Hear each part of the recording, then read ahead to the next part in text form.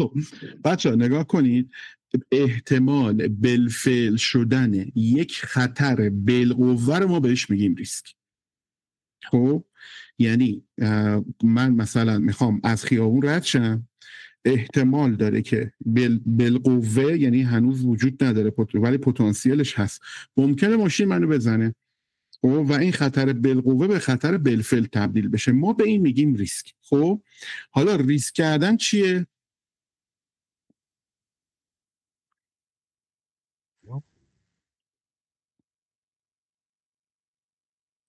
ریسک کردن به انتخاب برای رسیدن به یک موقعیت بهتر با پذیرفتن خطر بالقوه. یعنی ما با اینکه میدونیم یک خطری وجود داره، خب میایم این به اصطلاح خطر بالقوه رو میپذیریم، خطری که هنوز وجود نداره، بالقوه است، ممکن اتفاق بیفته، این خطر رو میپذیریم و بهش میگیم چی؟ میگیم ریسک کردن. خب حالا تو بازارهای مالی به چی میگیم ریسک کردن؟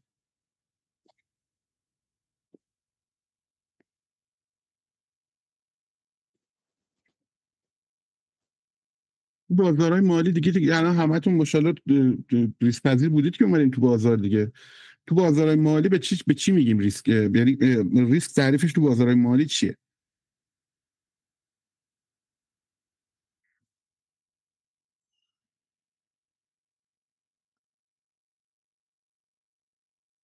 میشه گفت قبول کردن خطری. چی بگم نه، خود مفهوم ریسک در بازار نگاه کنید. مفهوم ریسک در بازار خب به احتمال خب کنشی ما میگیم، به کنشی میگیم که احتمالاً منجر به زیان بشه. خب اگر به این میگیم ریسک در بازار، یعنی من یه خرید میکنم، در آن واحدی که من فروختم یا خریدم خب که ضرر نکردم، خب ولی ممکنه ضرر کنم، خطر ضرر کردن بالفعل ممکنه اکتیو بشه و من ضرر کنم. حالا بریم سراغ دو تا نوع مختلف ریسک. ما دو نوع مختلف ریسک داریم که برای ما توی بازار از اهمیت فوق العاده بالایی برخورداره. خب کسی میتونه مثلا اسمشو بیاره به غیر از پرهام؟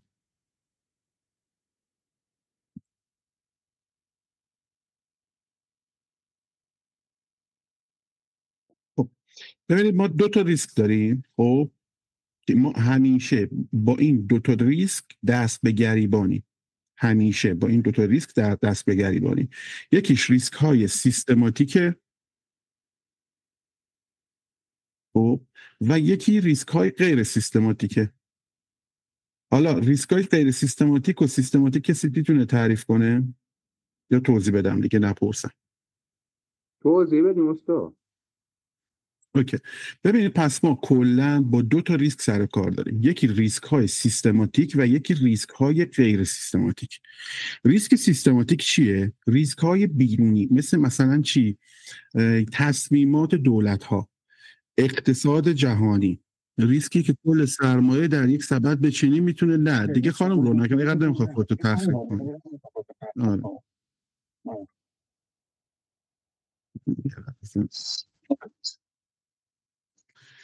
ریسک های سیستماتیک ریسک های بیرونی هستن. خب خودمونی بخوایم بگیم یعنی چی؟ مثلا گلوبال اکونومی یا یه جنگ، اقتصاد جهانی یا یه جنگ، یا مثلا اقتصاد نفت چه تأثیری بر حرکت و کنش ما داره. خب مثلا اینکه شما میاد میگید که آقا ریسک های مثلا ریسک مذاکره یا ریسک توافق، اینا در دسته ریسک های سیستماتیک قرار میگیرن. پس یکی از ریسک هایی که ما باید بهش توجه داشته باشیم ریسک های سیستمیه. ریسک غیر سیستمی چیه؟ ریسکیه که مربوط به خود همون asset یا دارایی میشه. مثلا شما رفتی یه سهامی خریدی، این سهامه اصلا سودده نبوده، پس خودتو دچار ریسک غیر سیستماتیک کردی، خودتو در معرض ریسک غیر سیستماتیک قرار دادی. یا رفتی مثلا قمار کردی، خب یه مثلا کوین آتاشقالی مثلا توی کریپتو خریدی با امیدی که خیلی سود کنی، خب خودتو در معرض ریسک غیر سیستماتیک قرار دادی. گرفتید چی شد؟ حالا ما توی خود طلا به ذات ریسک غیر سیستماتیک نداده. آره خانم کمند، آره اینو تو یوتیوب میذارم، آره لود میشه فردا یوتیوب میذارم. ریسک غیر سیستماتیک مثلا خود ذات طلا اینو نداره. تنها ریسک غیر سیستماتیکی که توی خواهش کنم خانم کمند توی مثلا طلا داریم، خب ریسک تکنیکالیشه، نقطه ورود و خروجه. خب ما فقط این ریسک رو داریم که ما رو دچار مشکل میکنه. پس ریسک های غیر سیستماتیک مربوط به خود ذات و خود asset میشن و ما خدمت شما که آرزم توی بازار باید به هر دوی اینا توجه کنیم. خود ریسک غیر سیستماتیک هم این نقطه ورود و خروجتون هم بچه ریسک غیر سیستماتیک حساب میشه. یعنی شما مثلا اگر گرون خریده باشید یا ارزون فروخته باشید، خودتون رو دچار یک ریسک غیر سیستماتیک کردید. خب پس اینم یه موضوع دیگه. حالا ما در رابطه با این ریسک سیستماتیک خب تقریبا هیچ کاری نمیتونیم بکنیم. یعنی شما هر چقدر گلوبال اکونومی رو برو بخونی و اینا یه محدوده حدودی میتونی در موردش مثلا حدسیات داشته باشی که آقا مثلا که دوران رونقه، چه تصمیم گیری بگیری، چه دوران رکوده، که اینا میشه دوره‌های بلند مدت. یعنی چون دوره‌های به اصطلاح رونق و رکود معمولا بین 10 تا 15 سال طول میکشن. تو ایران هم بهتون بگم که ما داریم از دوران رکود داره تموم میشه. اینم نوید بهتون بدم که حالا یه بحث شد گفته باشم بهتون. خب پس ما ریسکای سیستماتیک جونم مسلم جون مسلم جون خیلی خب نگاه کنید ریسکای سیستماتیک، خب پس ما کنترل زیادی روشون نداریم، معمولا هم طولانی مدته، به غیر از جنگ که مثلا یهویی ما ممکنه درگیرش بشیم. ریسکای غیر سیستماتیک به خود دارایی اطلاق میشه و اینکه ما قیمت خود دارایی که ما بیش از حد گرون نخریم یا بیش از حد ارزون. بچه‌ها ما ریسکای سیستماتیک خیلی دست نمیتونیم تغییری توش ایجاد بکنیم، ولی اختیار اینو داریم که ریسکای غیر سیستماتیک خودمون رو کاهش بدیم. خب به عنوان یک معامله‌گر یا سرمایه گذار مهم نیست دارید چی کار میکنید. توی بازار کنش ما 3 مرحله دارد. خب ما اولین مرحله‌ای که با معامله میکنیم طلا میخریم، سلام خانم فرنیا ارادت، طلا میخریم طلا میفروشیم، کاری من ندارم. خب اولین مرحله‌ای که ما باید طی کنیم کاهش ریسکه. یعنی ما باید اول به کاهش ریسک فکر کنیم که ما کجا در معقول ترین نقطه ممکن بتونیم چیکار کنیم، بتونیم بسیار ریسکمون رو کاهش بدیم. مثال بخوام براتون بزنم، فرض کنید شما طلا داشته می اومده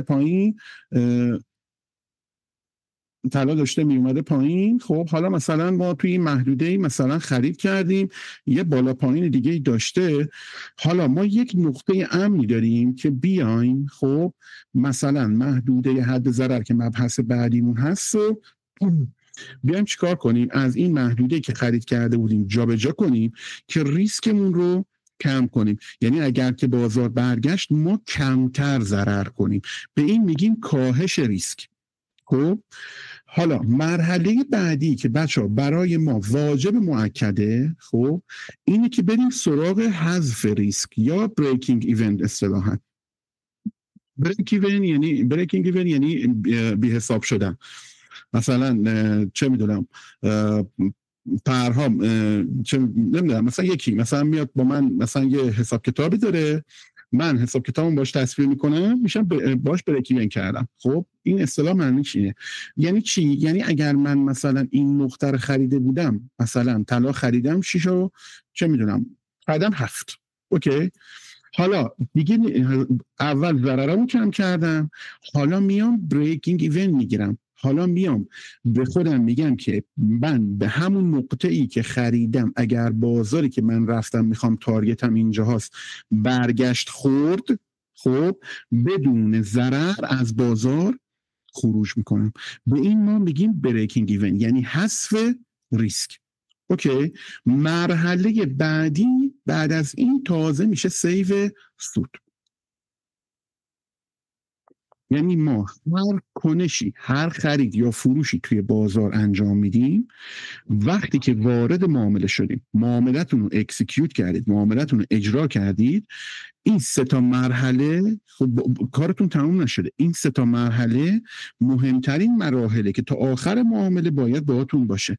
یعنی مثلا میگم من اگر اینجا یه همچین نقطه‌ای، مثلا میاریم اینجا، مثلا یه همچین نقطه‌ای وارد معامله شدم، حد ضررمو گذاشتم این کف، به محضی که بازار مثلا یه مثلا همین نقطه بالا پایینی میزنه، خب میام ریسکم رو مثلا کم میکنم، میارم رو این. از یه حدی هم که فراتر رفت پس کاهش ریسک انجام دادم. اینا باید منطق داشته باشه، رو هوا نیست. باید آموزش ترید دیده باشید. خب ولی مثلا ما با بچه‌ها مثلا میخوایم بگیم که آقا ریسک تو کم کن، یعنی که استاپ لاس تو بیار بالا، دیگه نخواهیم بشینیم توضیح بدیم. ورکشاپ برای همینه. خب و بعدش چی میاد؟ حذف ریسک، بریک ایون. آقا من طلا خریدم 7 تومن، 2 تا 1% هم کاربرد زدم 7.50. شما دیگه کار نداشته باش، به 7.50 قیمت اگر برگشت پایین اومد فروخت، شما 7.50 توی حذف ریسک هستی و از بازار خارج میشی بدون ضرر. اوکی، حالا و میرسیم به نهایتا این 2 تا درست بوده، حالا رفتیم به سمت تارگت هدفمون. اون موقع دیگه وارد مرحله سیو سود میشه. حالا وقتی که ما میخوایم بیام ریسک رو کاهش بدیم، ما الان داشتیم در رابطه با یک محدوده‌ای صحبت میکردیم، یک مفهومی صحبت میکردیم به نام حد ضرر یا استاپ لاس. آقا استاپ لاس یعنی چی؟ از قدیم گفتن استاد اینجا ایران، خود نقطه ورود 40% ضرر دیگه والا ما چجوری ما نمی‌کنیم ضرر میخیا. از خانم تانیا. خب ببینید بچه‌ها، فرض کنید بازار یه مثلا لو زده، خب یه در زده، خب ما تا اومدیم سیگنال بگیریم رسیدیم به این نقطه، خب که تایید بکنه که آره این جایی که تحلیل داشتیم درست کار کرده، این درست اکتیو شده. خب و حالا ما قراره بریم به سمت بالا. خب حالا اگر اشتباه کرده بودیم چی؟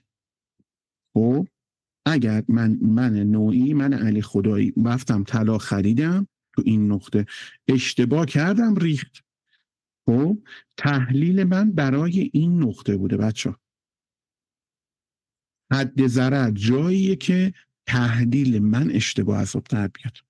گرفتی چی شد؟ و من نیازیست حتی 1 ریال بیشتر، خانم فرنیا آفرین 1 ریال بیشتر هزینه بدم در جا از بازار خارج میشم. این میشه مفهوم حد ضرر. جلو ضرر رو هر وقت بگیری نفع. پس این حد ضرر مهمترین و اصولی ترین و پایه‌ای ترین نکته و مفهومیه که شما باید توی بازار داشته باشید. نداشته باشید بیچاره این. خدا نکنه حد ضرر نذارید و سود کنید، دیگه مگه از کلتون میفته؟ خب دیگه مگه از کلتون میفته؟ اصلا دیگه نمیشه جمعش کرد. پس حد ضرر رو ما جایی میذاریم که تحلیلمون فعل بشه، هر جایی نمیذاریم. حالا شما میگی من ترید بلد نیستم، اشکال نداره. ما که داریم سیگنال میدیم یا هر جای دیگه داره سیگنال میده حد ضرر میده. یعنی از لحاظ تکنیکالی منظورش اینه که آقا جون من گفتم اینجا میره بالا، اگه اشتباه کرده بودم خب از این حد اومد پایین‌تر، تو دیگه نمون تو معاملت. یعنی دیگه این تحلیل من که از اینجا ما میریم بالا اشتباه بوده، تمام شد. علاقه این مفهوم حد ضرره و این شاکله تمام سوددهی تو تمام سرمایه گذاری ها و تو تمام معاملاتتونه. خب خیلی هم راحته. فقط حالا سوال اینه که حد ضرر رو ما با کجا بذاریم؟ خب و اینو به اصطلاح چجوری تبیین کنیم؟ من میخوام یه مثال براتون بزنم خب که بتونم اهمیت این حد ضرر رو به شما چیز کنه، حد ضرر علیه السلام، برو جلو من پشتتم. آره آفرین، دقیقا خانم. خب ببینید بچه‌ها، فرض بکنید من علی خدایی خب یه آدمی هم هیچ گونه سواد و دانش مالی ندارم. اوکی، این من علی خدایی هم هیچ گونه سواد مالی و دانشی ندارم. میرم پیش یک مشاور سرمایه گذاری، میگم آقا این فرمولایی که تو داری میگی نه منه. خب بازارساز هم الان بهت میگن اصلا مهم نیست بازارساز چی کار میکنه. این به اصطلاح آخرش جمع‌بندی میکنم آقای جواد. خب جمع‌بندی میکنم، متوجه میشید که چقدر میتونه بهتون کمک کننده باشه. خب کجا بودم؟ جفا پریدم تو حرف خودم. آها، این میاد میره پیش یه مشاور سرمایه‌گذار، میگه آقا این فرمولایی که تو میگی نه من بلد نیستم، نمیفهمم، یه چیز ساده به من بگو. آقا من میخوام 1 میلیارد تومان سرمایه دارم، مثلا 100 میلیون تومان سرمایه دارم، 1 میلیارد تومان سرمایه دارم، میخوام سرمایه گذاری کنم. جونم پرام. این آقا خب میره از مشاور سرمایه گذاری یک فرمول سرمایه گذاری میگیره، میگه آقا جون پول تو میکنی مثلا 10 قسمت، مهم نیست کجا، چجوری میرن سر مزرعه بذر میپاشن، هر جا دیگه 100 میلیون سرمایه گذاری کن، هر چی عشقت کشید. استاد امشب تحلیل از طلا و عیار هم میدید اگر وقت شد خانم روناک؟ آره حتما. خب میگه آقا، میگه چی؟ میگه آقا من این 1 میلیارد رو تقسیم به 10 کن، خب برو هر کدوم از این 10 قسمت هر چی عشقت کشید بخر، هر چی دوست داری بخر. یعنی آقا مثلا 100 میلیونشو برو طلا بخر، 100 میلیونشو برو دلار بخر، 100 میلیونشو برو تو بورس سهام نفتی بخر، 100 میلیونشو برو سهام سیمانی بخر، 100 میلیونشو برو نمیدونم سهام مثلا چه میدونم پالایشگاهی بخر. خب پخش کن تو زمینه‌های مختلف. 100 میلیون شده رفیقت بگو آقا جنس بگی بریز در مغازت، خب منم شریک، مهم نیست. 100 میلیونشو مثلا ریال میذاری، میگه آقا چیکار کنم مثلا سود بانکیشو بگیرم مثلا. خب دیگه به 10 قسمت تقسیمش میکنی. حالا این آقای سرمایه گذار یه فرمول میده به علی خدایی، میگه آقا جون هر کدوم از این سرمایه گذاریاتون 10% ضرر دادی، بلا فاصله از بازار خروج میکنی. خب و هر کدوم 30% سود کردی، خب بلا فاصله میفروشی، از بازار خارج میشی. اوکی؟ فقط تنها قانونی که داره همینه، به 10 قسمت تقسیم کنیم. قانون اول، قانون دوم، 10% ضرر کرد بفروشه بیاد بیرون، 10% سود کرد به اصطلاح چیز کنه، از بازار خارج بشه. حالا بچه موقعی که اینا پخش میشه یه سری چیزا ماهیت همسان دارن، مثلا طلا و دلار یا مثلا کالایی که تو میری میخری اینا ماهیتشون دلاریه، گرفتی؟ یا مثلا میری تو بورس مثلا چه میدونم صندوق فلان میخری، یا تو بورس میری مثلا یه سهام وارداتی اگر بری بخری، یا بری تو بورس مثلا چه میدونم چی بهش بگم سهام پالایشگاه، اینا ماهیتشون ریالیه. خب و خب ریال میره بالا، طلا میاد پایین، ارزه میاد پایین، ارزه بره بالا، ارز منظورم دلاریه، ماهیت دلاریه، بره بالا، ریال میاد پایین، همدیگه رو بالانس میکنم. ولی ما میگیم اصلا یه جوری شده توی مملکت ما که همه چی اتفاق میفته دیگه، یعنی اتفاقایی میفته که اصلا دنیا انگوش به دهن میمونه. ما میگیم توی مملکت ما یه جوری اتفاق افتاده، ایشون از 10 تا سرمایه گذاری که انجام داده 7 تاشو ضرر میکنه. اگه ایشون خیلی آدم بدشانسی باشه و 7 تا از سرمایه گذاریاش ضرر بکنه، 7 تا 10% ضرر داده، 3 تا 30% سود داده، با 20% سود از بازار خارج میشه. گرفتی چی شد؟ حالا ایشون این فرمولی که رعایت میکنه، فرض بگیرید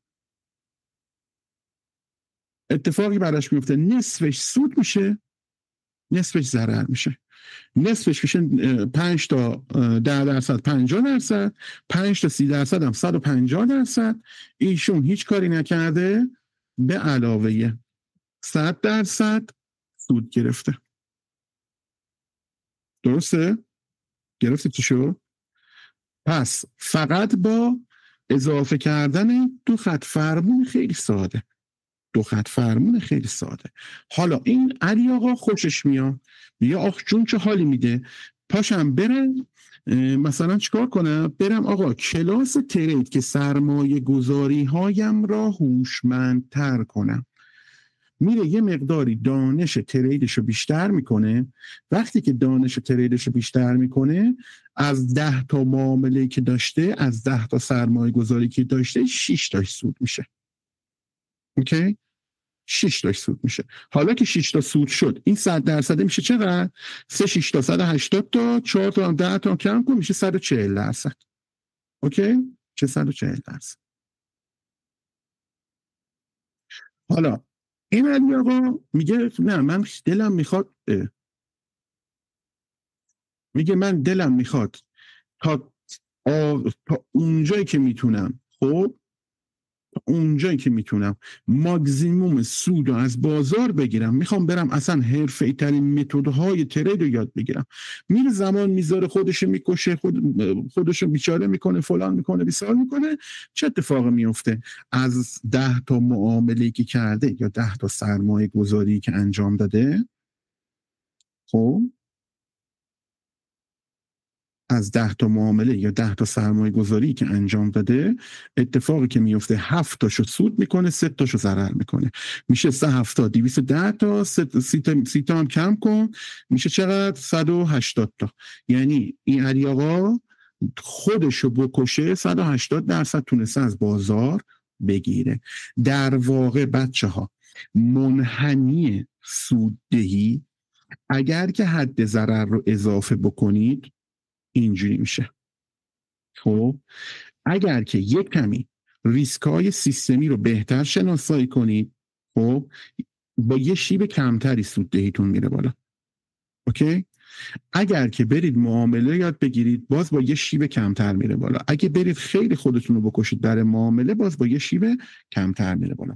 یعنی اصل قضیه که من داد میزنم آقا جون، اصل قضیه سیگنال نیست، اصل قضیه ریسک به ریوارده، اصل قضیه دانش نیست، اصل قضیه مدیریت سرمایه است. به خاطر این تمام دانش و ترید و هر چیزی که شما دارید میبینید فقط همین تیکر شامل میشه، اصلا قابل مقایسه نیست. یعنی شما اگر به خودتون ریسک به ریوارد رو به معاملاتتون، به دیدگاهتون اضافه کنید، اصلا وحشتناک میشه سوددهیتون، وحشتناک میشه سوددهیتون. با منطقم بهتون ثابت کردم. خب حالا این علی آقا میگه که آقا اینجوری که فایده نداره که من مثلا یک استاد مدیریت تمام مهمه واقعا. خب نه، مدیریت ریسک، حالا اونا رو آخرش میگم، من مدیریت ریسک میکنی دیگه مهم نیست. خب شما کار تو تایید گرفتی، باید بفروشی، 30% تو گرفتی، باید خروج کنی طبق این فرمول. خب طبق این فرمول. حالا یعنی آقا میگه آقا من چی کار میتونم بکنم که این منحنی رو، من برای که یه کمی به چیز باشه اینو کوچولوترش کنم، چی کار میتونم بکنم که من این منحنی رو بتونم شیبش رو بیشتر کنم بدونی که ریسکم رو کمتر کنم. یعنی حد ضررم 10% باشه ولی حد سودم رو بیام بیشتر کنم. اوکی؟ برای که بتونم حد سودم رو بیشتر کنم، میتونم بذارم دانشم رو بیشتر کنم، به جایی که تا 30% گرفتم از بازار خارج بشم، اجازه بدم بازار خودش من رو راهنمایی کنه. اینجوری اگر که بچه بهتون بگم، اگر که ما مثلا میگم میانگین اوریج این 1/3 که ما گرفتیم، یعنی 30% سود، اگر به 10% بشه 50% به 10%، وحشتناک این منحنی به سمت بالا میل میکنه، با یه شیب خیلی زیاد، خب اگر پس ما 2 تا کار بکنیم، یکی اول به حد ضررمون پایبند باشیم نسبت به حد سودمون که حالا توضیح میدم بعدا در موردش چیه ریسک به ریوارد، الان مبحث بعدیمونه.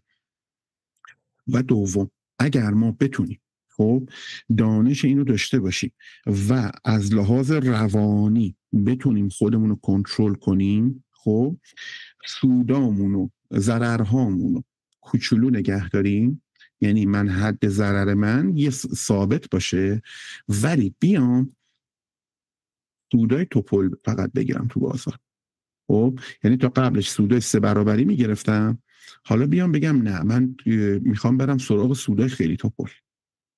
خب وحشتناک میشه. یعنی 1/5 رو حساب کنیم، اگر بخوایم حساب کنیم این میشه چقدر؟ 3 تا معامله ضررده، 3 تا معامله سوده میشه 150%، ضررش هم که یکی بود دیگه 150% نسبت به 30%، این 20% میشه 120%.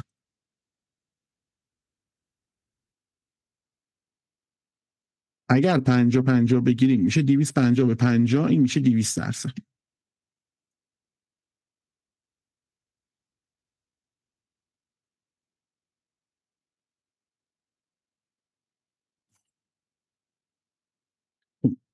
اگر 60/40 بگیریم میشه 6 تا 300%، 4 تا 40%، میشه 260%. خب بعدش بچه من اشتباه حساب کردم بگینا 240%. اوکی. حالا اگر که من این 70% بتونم سوددهی داشته باشم و میانگین به اصطلاح حد سودم رو بتونم بالا ببرم، خب میشه 70 تا 5 تا 350 تا 3 تا هم زدن میشه 320%. خب پس ما نتیجه کانکلوژن آقا ما با 2 تا چیز میتونیم کار کنیم. خب حد ضرر رو اینا رو که حتما باید داشته باشیم. خب یا میتونیم به صورت ثابت و فیکس برای خودمون در نظر بگیریم بریم بالا، خب جوری که زیانده بودنمون رو تقریبا به 0 متمایل کنیم، چون شما وقتی که وریشن داشته باشیم تو اسیت‌های مختلف سرمایه گذاری کرده باشی، اینا کوریلیشن ضریب هم افزایی چیز متناقض دارن، خب امکان ضرردهیت کم میشه. این یه موضوع. حالا اگر نسبت ریسک به ریوارد رو من بتونم افزایش بدم، سوددهی من وحشتناک اکسپوننشیالی به صورت تصاعدی بالا میره.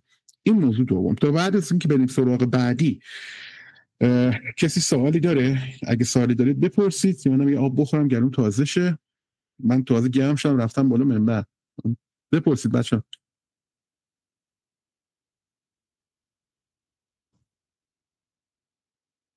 که سوال نداره؟ اصلا من وصلم. بله استاد وصلی. من دارم فکر میکنم به دست آوردن اینا رو چطور یادم مثلا یاد بگیره. شما اولیش رو رعایت کن، باقیش تمرین و تکراره دیگه. خب تمرین و تکراره. خب من فقط میخوام بهتون نشون بدم استاد فکر کنم طلا نزولی شو.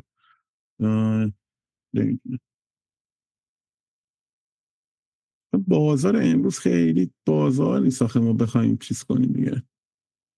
خیلی اون میریزه انگار. نه بابا اینم آخرشه، اون سین آخرش. اینجا فردا صبح ایشالله به امید خدا روی این شنبه من برنامه دارم، حالا به حساب کتاب نکردم، روی این نقطه شروع کنم به خرید کردن. خب سلام استاد، شبتون بخیر. سلام، ارادت، در خدمتتون هستم. خوبین شما؟ صدا میکنم استاد جای شما؟ بله سلام دست ارزن. اینترنت هم ضعیفه.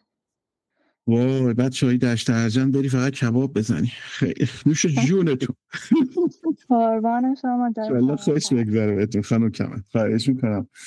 در خدمت هستم. سوال داشتین؟ آره این حد ضرری که شما میگین، خب ما با طلا فروش که کار میکنیم بعضی اوقات ممکنه با یه کندل یا خب از اون حد ضررمون بگذره. اینو ما باید چیکار کنیم؟ میفروشی درجا. نشونه ای از قبل میفروشی درجا. این تو اتفاقات تو همه بازارا میفته، فقط ایران نیست. مثلا میگم شما حالا کجا داریم مثلا گپ داشته باشین، بذار تو طلای داخلی بهتر داره، این هست جزشه. خب مجبوری درجا بفروشی. ببین اصلا تعصب شدیدی باید داشته باشید رو حد ضررتون. ولاغه درجا. خب مثلا مثلا یه جا تو نزول مثلا ببینم، آره ببین مثلا اینجا ما فرض میکنیم خب اینجا خب شما حد ضرر گذاشتی، بازار رفته زیر قیمت شما، اشکال نداره، تا این زیر این اومد هر قیمتی بود میفروشید، از بازار خارج میشید. این اتفاق تو همه خب بازارا میفته.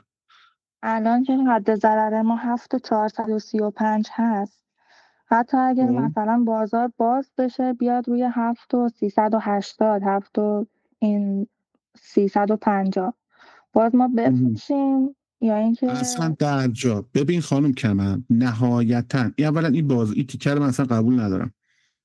تو اربعین و این داستان ها بیخیال دیگه بیخیال. الان دلار رو نگاه کن 93,650 این حرکت فرداش حداقل حرکت فردای دلار رو من اگه بخوام در نظر بگیرم حداقل 94,600 1000 تومان میشه.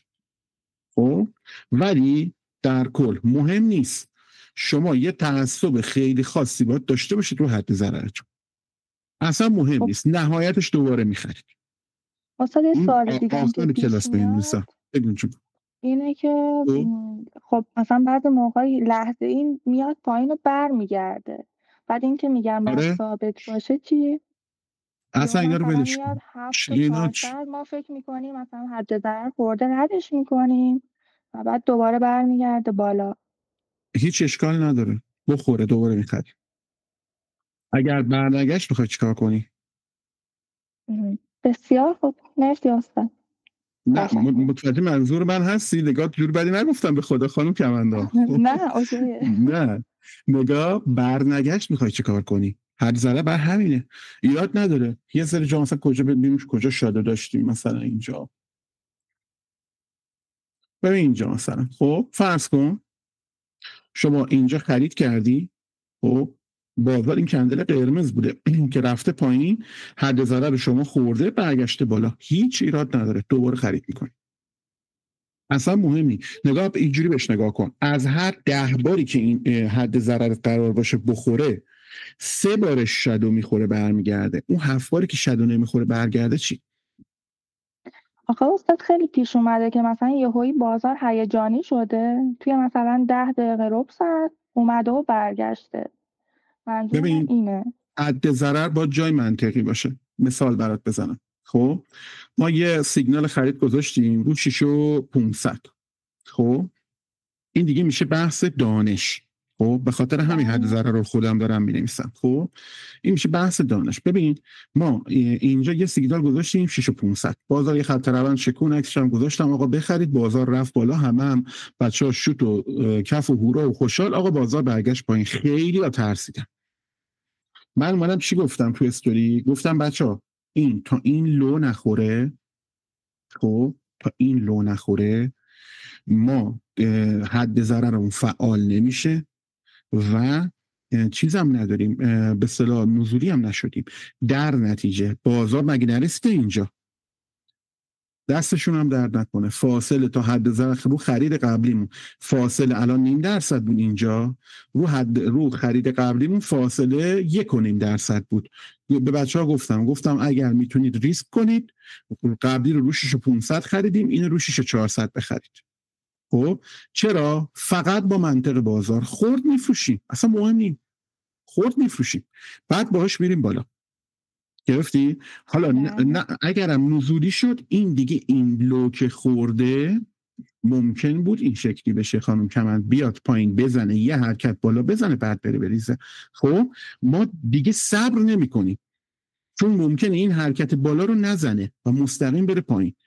خب و ما دیگه صبر نمی کنیم. لو این منطق بازار خورد دیگه به اینجا به اصولگرا باشیم. خب این میشه اصل ما، اصول ما دیگه، هیچی برامون مهم نیست. الانم حد ضرر ما گذاشتیم اینجا، نهایتا چی میشه؟ این حد ضرر میخوره، هیچ ایراد نداره. دو تا اتفاق مگه بیشتر قراره بیفته؟ بازار میره پایین میاد بالا، قبوله؟ دوباره اینجا یه تاییدی میگیریم میخوریم. اگر رفت پایین نیومد بالا چیکار کنی؟ من نهایتش اینجا 1% بالاتر دوباره میخرم، ولی اگر رفت پایین و این قله آخرمون بود و ما رفتیم زیر 650 اون موقع میخوایم چیکار کنیم؟ به اینش فکر کن که اگر این کار نکنی چه بلاهایی ممکنه سرمون بیاد. حالا ولی اینو من جمع‌بندی میکنم. استاد پس میانگین کم کردن چطور شد این وسط؟ اون داستان داره میانگین کم کردن. مرسی استاد از توضیحتون. نه خواهش میکنم خانم کمال، نوش جونتون بذارید برید پیش این کبابی اشترجان مش صفتر برید آشناس بگید آقا من پس جای شما پنجهشو بزنید. وای وای مرسی جای شما خالی، شبتون بخیر. عزیزی شبتونم بخیر باشه. خب داشتم چیکار کردم؟ میانگین کم کردم. خیلی اون میشه یک نحوه دیگه از مدیریت ریسک. خب خانم تانیا، مثلا من 30% معاملاتم رو اینجا بستم، حد ضررم گذاشتم، قفل کردم. خب اومدم 20% دیگه هم تو این محدوده خریدم، جای مطمئن بازار. اوکی؟ و مثلا اومدم چه میدونم شد چقدر 70%، 30% باقی موندم اینجا خریدم، همشون هم حد ضرر خودشون رو گذاشتم. حالا اجازه میدم بازار به سمت بالا میل کنه. خب ولی یه نکته داره، الان ما از کجا میفهمیم بازار نزولی شده؟ بازار دیگه باید بیاد این مثلا 6840 بزنه پایین تر، اینی که اینجا خریدم رو دیگه بریک ایونم رد میکنه، میره تو فاز سیو سود. یعنی اگر بازار فرض میکنیم کلا نزولی شد، اوکی، به اون حد سود ما که مثلا 7808 بود نرسید، اومدیم و بازار کلا نزولی شد. اوکی، اولین اتفاقی که میفته چیه؟ مثلا میاد این 6840 میزنه، این معامله من با سود بسته میشه. دومین اتفاق چیه؟ حد ضرر این رو هم من اومدم کردم گذاشتم زیر خط روند، باز این معامله من با سود بسته میشه. اینی هم که اینجا گذاشتم رو ولش میکنم، نهایتش با یه ضرر کوچولو بسته میشه. تموش. به این میگن اوریج آپ یا میانگین اضافه کردم. تونستم منظورم درست برسونم بهت؟ یعنی شما داستان داره، هر کدومی که میخرید جدا، برای هر کدومش شما هر معامله‌ای که اکسیکیوت کردید، هر معامله‌ای که اجرا کردید، باید براش پلن داشته باشید. 3 تا هدف دارید: به موقع ریسکتون رو کم کنید، به موقع ریسکتون رو حذف کنید و به موقع سیو سود کنید. ما این کار رو انجام میدیم خب تا مادامی که برسیم به تارگت هدفمون. اونجا اگر بازار سیگنالی داد، کل پوزیشن ها رو میتونیم اونجا خروج کنیم یا نه، پله به پله از پر ریسک ترین، خب این که مثلا پر ریسک تر بوده شروع میکنیم، 20% خالی میکنیم. این که 30% بوده، خب تو تارگت بعدی 30% خالی میکنیم. همه جور میشه کار کرد. ولی به هر حال اوریج آپ به این صورته.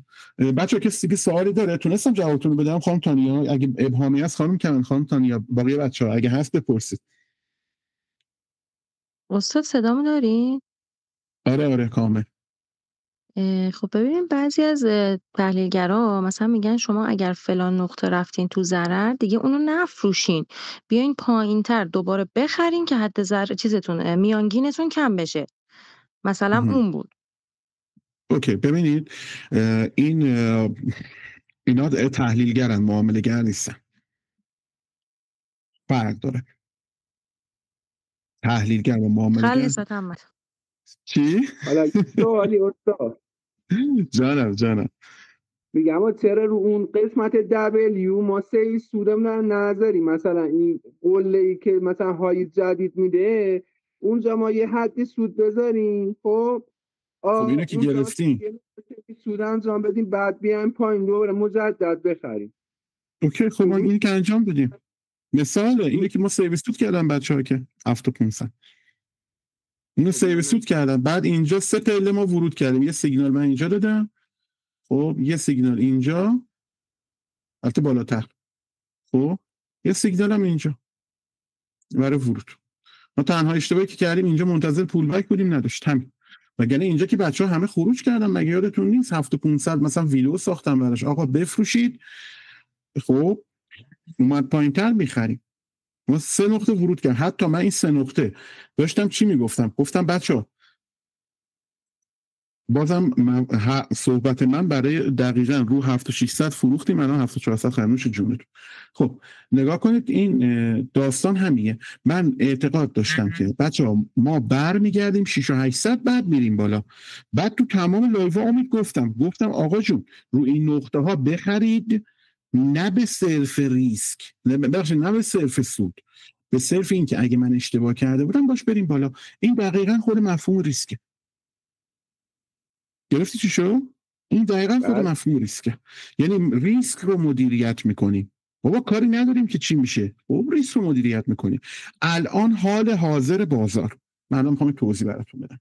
حال حاضر بازار، آقا شما چه طلا دارید یا تازه خریدید یا نگه داشتید، بازار طبق تحلیل، اگر با تحلیل من میخواید جلو برید، اوکی، تحلیل میگه این نقطه پایان اصلاح بوده، اوکی، و الان ما باید بریم این هایه رو بزنیم. کجا این تحلیل فعل میشه؟ کجا این تحلیل اشتباه عذاب در میاد؟ تحلیل ها خیلی وقت اشتباه عذاب در میاد. خط پایین رو بشکنه، حداقل یا خط پایین رو بشکنه یا این لو که 7390 هست رو بزنه. حالا من اومدم یه کمی اومدم وسواسترش کردم، گذاشتمش 7432، یه چند درصد آوردمش بالاتر. یعنی از دید من دیگه اگر این بیاد اینو بزنه، اون تحلیل من که ما رو 7400 پول بگذاریم رفته به فنا، تموم شد رفت، هیچی دیگه مهم نیست. ببین دیگه هیچی مهم نیست، میفروشید میرید کنار، هیچ اهمیتی هم نداره. پایینتر میخریم، پایینتر دوباره میخریم، نه دوباره از یه حدی رفت بالاتر میخریم، اینش مهم نیست. شما از 10 تا معامله 2-3 تاش اینجوری بشه که مجبور بشی حد ضرر بخوره و مجبور بشی بالاتر دوباره بخری، 2-3 تاش اینجوری بشه، 7 تاش کلی به نفعت میشه. بعد اون 7 تایی که کلی تو این 2-3 تا، خب الان اصلا بیا امید اینجوری ذهنیت من اینجوری در نظر بگیر. ببین حد ضرر خورده اینجا، حد ضرر خورده، من الان بیام 1.8 بگو 2% اصلا بالاتر بخرم که نمیخرم، 2% بالاتر بخرم. آقا اگه این قول آخر باشه، من اصلا روندمونم صعودی شده باشه، 10% میام پایینتر یا 10% میام پایینتر.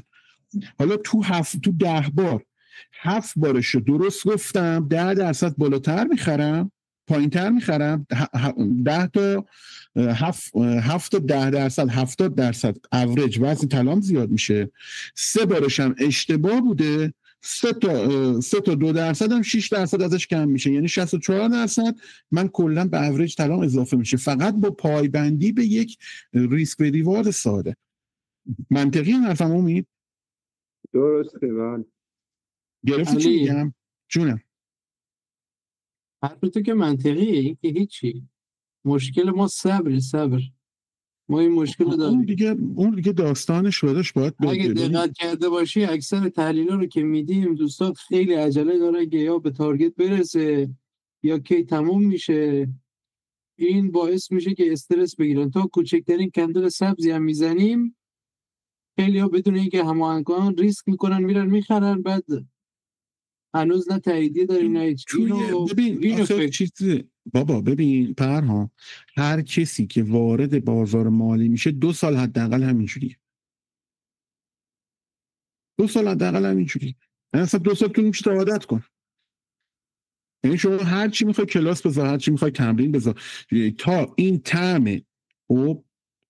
طعم حد سود و حد ضرر رو نچشه همینه.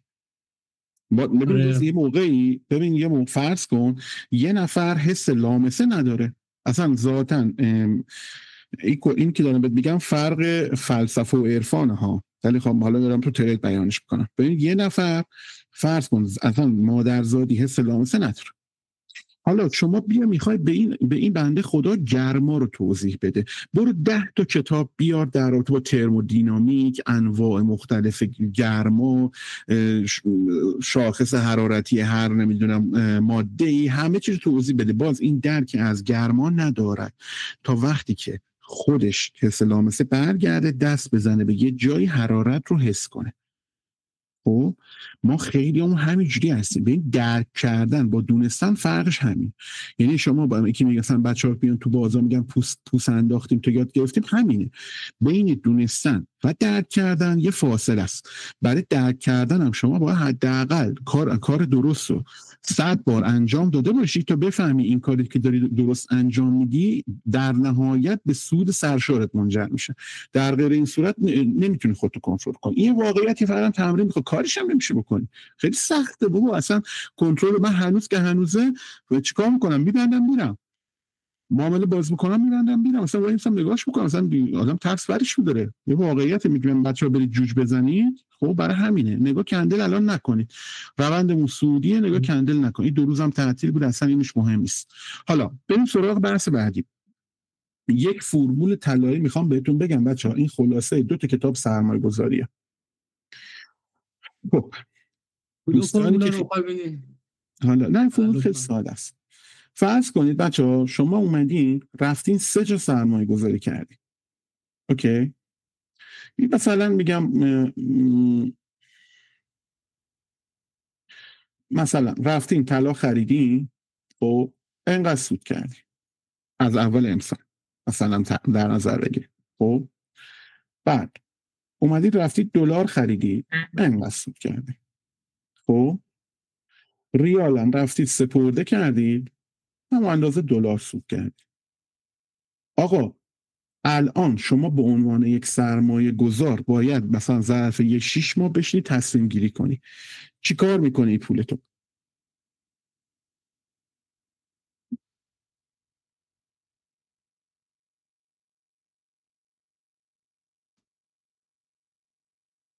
یکم درماش فکر کنید بچه‌ها، به نظرتون چی کار باید کرد؟ رفتید سرمایه گذاری کردید، یکیش خیلی سود داده، دو تاش خیلی سود نداده، چی کار میکنید؟ از اونی که بیشتر از همه سود داده میام بیرون. از این که بیشتر سود دادی میای بیرون. خب میای بیرون بعد چی کار میکنی پولتو؟ میاریمش تو قسمتی که مثلا کمتر بوده، البته باید مثلا بررسیش کنیم ما. چرا؟ چون میگن دقیقاً تو بازار مخالفش میذاریم. آفرین.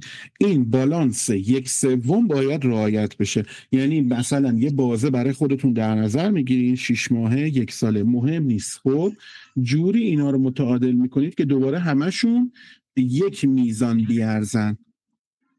گرفتی چی شد؟ یک میزان بیارزن و این 3 تا باید بالانس بشه. این میشه فرمول راز طلایی سرمایه گذاری موفق.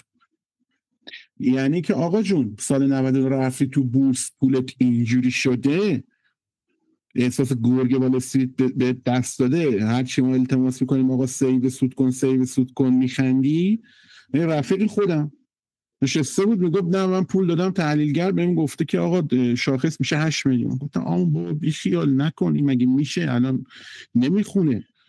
نه فلانه. خب سیو سود نمی کنی. از اگر که حداقل تو یک بازه 6 تا 8 ماهه به عنوان یک سرمایه گذار اینو بالانس کرده بود، خب مادامی که این برمیگشت پایین حتی سیو سود هم نمی کرد، خب این بازارا نگرش می داشت. بعدن دوباره از اینا میتونست بیاره، دوباره چیکار کنه؟ خودشو بالانس کنه، باز پولش 2-3 برابر قبل میشد. یعنی هیچ اتفاقی هم که براش نمیافتاد 2-3 برابر قبل میشد. پس اینم نکته مهم در سرمایه گذاری. ما باید بدونیم که داریم سرمایه گذاری، اگه داریم سرمایه گذاری میکنیم در یک مقطعی باید چیز کنیم. حالا بریم سراغ اون استراتژی که خانم تانیا گفتن، من که گفتن اومد پایین بخرید اوریج آپ و اوریج داون. خانم تانیا ببینید این اوریج آپ و اوریج داون تو معاملات سودده استفاده میشه. اوکی؟ تو معاملات سودده یا جاهای خاص. جا خاصش دیگه باید خیلی قدرت تشخیص بالا داشته باشی. مثلا میگم من خیلی از کساب، خب برخلاف به همین چیزی که الان دارم بهتون میگم، تو مشاورهایی که تو اینستاگرام به مردم داشتم میدادم روی این محدوده که بودیم میگفتم خیلی یا 8400 8200 7600 خریده بودم. گفتم بابا جون یه پولی جور کن بخر، با این میکسش کن، اومدی رو 7500 600 بفروش، یر به یر میشی. خب این مواقع خاصه. گرفتی چی میگم؟ این مواقع خاصه، اینو شما نباید همچی کاری بکنی. مثلا اگر رفتی یک معامله ای کردی گفتی اینجا چه میدونم طلا از اینجا میره بالا برگشت پایین تو ضرر بودی، اینجا دیگه ما اوریج آپ نداریم، بخشید اوریج داون نداریم، اینجا میشه اوریج داون، دوباره بخرم برم تو ضرر نداریم. الان اینجا بازار برگشته، خب بعضی وقتا بازار همینجوری میره پایین و جایی که شما کامل دیگه خالی میکنید میره پایین. پس این هر جا به درد نمیخوره. این باید یک نقطه حساس باشه، بعد اونجا اوریج بگیریم. این به درد هر جایی نمیخوره. و تو معاملات سودده مثلا میگم یه معامله سود کردین اینجا، خب یه معامله سود کردین اینجا، استاپ لاس کجاست؟ گذاشتین اینجا. بازار یه برگشت کرده، بازار یه برگشت کرده، این لو رو نزده، دوباره داره میره بالا. مثلا شما رفتید دوباره اینجا میبینی این معامله اولتون سوده، مثلا میگم شما اومدید چه میدونم یه همچین نقطه‌ای دوباره ورود کردید، خب این قابل قبوله چون معامله اولتون سودده بوده، اوریج آپ کردید، دوباره رفته بالا، مثلا برگشت سیگنال گرفتید، اوریج آپ کردید، اضافه کردید. این استراتژی اینجوری کار میکنه، نه اینکه هر چی اومد پایین شما همینجوری باهاش بخری بیای پایین. این بازار تا الان سعودی بوده، از الان به بعد توی طلا دیگه اینجوری کار نمیکنه. نگاه کنید رو نمودار، شما هر چی میومده میخریدی پایین، چون بازار کامل سعودی بوده زیان نمیکردی. ولی الان ما دو تا سناریو بیشتر نداریم، یا میایم اینجا بعد میریم های آخر و میریزیم، اوکی، یا از همینجا به اصطلاح از همینجا میریم های آخر رو بعد میریزیم. ولی تو یک نقطه مشترکه، قله بعدی طلا قله آخره. حالا تو قله بعدی که ریزش اصلی شروع میشه، جرأت داری اوریج داون کن، بیچارت میکنه بازار، خیلی خطرناکه.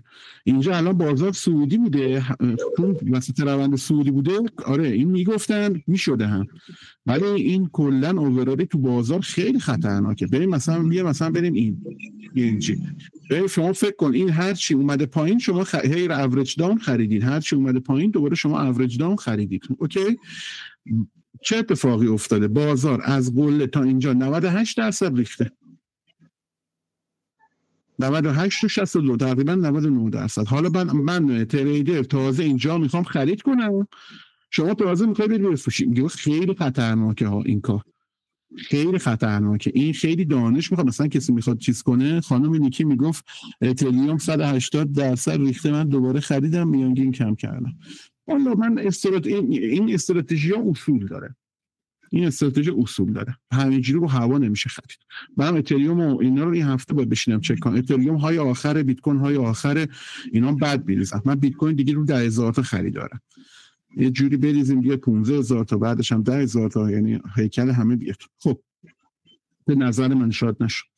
پس اینم موضوع دوم. حالا بریم یه کمی سراغ قسمت‌های جذابش. ما یه نسبت داریم، نسبت ریسک به ریوارد، اوکی. ما یه نسبت داریم، نسبت ریسک به ریوارد. یعنی چی؟ یعنی آقا به ریسکش میارزه من بخرم، اوکی. یعنی آقا من به ریسکش میارزه خرید بکنم، به ریسکش میارزه فروش بکنم. خب این نسبت تناسبیه بچه‌ها بین حد سود و حد ضرر. یعنی مثلا میگم ما یه هدف داریم، فرض میکنیم، خب بریم فول تایم 15 دقیقه، فرض میکنیم آقا ما اینجا توی کانال تلگرام، من اینجا بود 7400 چقدر بود یادم نمیاد، یه سیگنال دادم تو اینستاگرام نذاشتم، 7400 و خورده بود اینجا بود، خب نمیدونم یادم نیست که بازار خب از همونجا رفت بالا. توی اینستاگرام دیگه پدرم مریض بود، گفتم بریک کنه بخرید که از اگر اشتباه نکنم همین محدوده 7470 بود. من همین محدوده 7470 رو در نظر میگیرم. آقا من بخوام ریسک کنم باید 1.28% فاصله من از نقطه ورودم تا ریسکمه. خب حد سود چی؟ همون کاری بود 30% سود بریم بیرونم. حد سود من خب میشه بر اساس تحلیل من. تحلیل من میگه چی؟ میگه آقا من باید برم رو تارگت حداقل 7800. من همون 7800 رو انتخاب میکنم. 7800. اوکی. اینجا عدد ریسک به ریوارد رو برای من حساب میکنه که میشه چقدر؟ 3.5. خب یعنی من به ازای یک واحد ریسکی که کردم 3.5 برابر برای خودم سود دیدم. پس اینجا به ریسکش میارزه، اینجا به ریسکش میارزه. گرفتی چی میگم؟ حالا بیایم یه مثال دیگه براتون بزنم. ما اگر که طبق تحلیل موج 3 سعودیمون، اگر که من میخواستم حالا اینجا میخوام چیز بدم، بخوام خیلی هم بخوام اگریسیو بدم، کجا بکشم که اگریسیو بشه؟ خب اینجا خیلی تعجب کردن که علی تو چرا سیگنال فروش ندادی؟ اوکی، جایی که من باید سیگنال فروش بگیرم میشه اینجا، حد ضرر میشه اینجا، حد سودم میشه اینجا، ریسک به ریواردم زیر 1/3 به ریسکش نمیارزم. گرفتید؟ به ریسکش نمیارزم، یعنی میزان ضرری که من باید اگر اشتباه کردم از بالقوه تبدیل به فلفل شد نسبت به میزان حد سود هیچی نمیشه. حتی اگه من اینو بیارمش رو 7,400 باز به 1 هم نمیرسه. من خودم ریسک به ریوارد زیر 1/3 معامله نمیکنم، ولی 1/2 به بالا قابل قبول. 1/2 به بالا قابل قبوله، یعنی ما سودمون 2 برابر ریسکمون باشه. در غیر این صورت وارد معامله نخواهیم شد دوستان، نخواهیم شد. گرفتید؟ حالا بریم یه سری معاملات با هم چک کنیم. مثلا من اعتقاد داشتم ما تا 6 و 7,400 دوباره میبینیم برمیگردیم. اوکی، خب یه سیگنال خرید اینجا مثلا دادم، اینو میخوام بگم که حرفای منو بعداً بهتر درک کنی. استاپش اینجاست، حد سود 7,400، ریسک به ریوارد 1/4. خیلی قابل قبوله، خیلی قابل قبوله. گرفتید؟ نه 7,300 اصلا بگیر، قابل قبوله. 7,200 بگیر، 2,27 من باشم نمیگیرم ولی قابل قبوله. اوکی، پس مادام ما همینجوری نمیتونیم ورود و خروج کنیم رو هوا. اگر رو هوا برین آخرش هم برین رو هوا. ما حساب کتاب داره، ما باید ریسکی که میکنیم به اون ریواردی که برای خودمون در نظر گرفتیم بیارزه و الا نباید وارد معامله بشیم. 10 بار اینجوری وارد معامله بشی، بذارید اینجوری بهتون بگم، اگر شما ریسک به ریواردتون رو 1/3 بذارید فقط کافی از 10 بار که وارد معامله میشید 3 بارش رو درست گفته باشید تا سود کنید. گرفتید؟ یعنی اگر که شما ریسک به ریواردی که تعیین میکنید واسه خودتون، ریسک به ریواردی که برای خودتون تعیین میکنید اگر 1/3 باشه به بالا، خود 1/3 رسم بگیریم، شما فقط کافی 30% مواقع درست تحلیل کرده باشه و معاملات درست باشه. 70% هم اشتباه بود مهم نیست. و در آخر این از همه مهمتره بچه‌ها، ما برامون پولی که میاد تو حسابمون مهمه. ما تحلیلگر نیستیم، معامله گریم. من 10 تا معامله میکنم، 10 تا $10 9 تا $10 ضرر میکنم، معامله آخرین $1,000 به من سود بده. من اینجوری دوست دارم. پول آخر برام مهمه، آخر پول رو من با برداشت بکنم. حرف منطقیه. پس به حد ضررتون پایبند باشید، اصلا و ابدا با حد ضررتون هیچ شوخی نداشته باشید. حد سود چی؟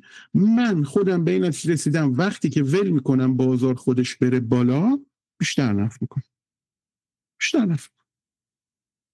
گرفتی شد؟ خود بازار منو بندازه بیرون، چه اشکالی داره؟ آقا علی خدایی من بارها مگه نگفتم بچه بهتون، چند بار تو لایوهای من شنیدی گفتم آقا جون ما اینجا میخریم، ما نزدیک منطقه فروشی، نزدیک منطقه عرضه هستی.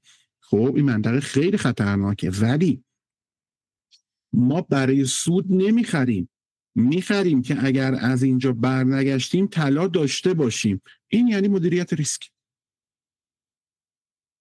گرفتی؟ یعنی مدیریت ریسک، یعنی خودمون رو در قبال ریسک های سیستماتیک و غیر سیستماتیک مسئول کردیم. دونستم توضیح بدم اینو کامل؟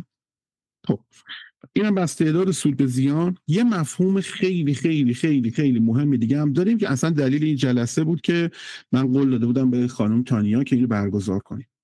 بچه‌ها کیا نمیدونن معاملات تعهدی چیه که من توضیح بدم؟ من نمیدونم. نمیدونی امید؟ نه منم نمیدونم. خانم تانیا این کارات خانم تانیا. ببین بچه‌ها ما یک مفهوم داریم خب به نام خرید و فروش استقراضی. به چه منظور؟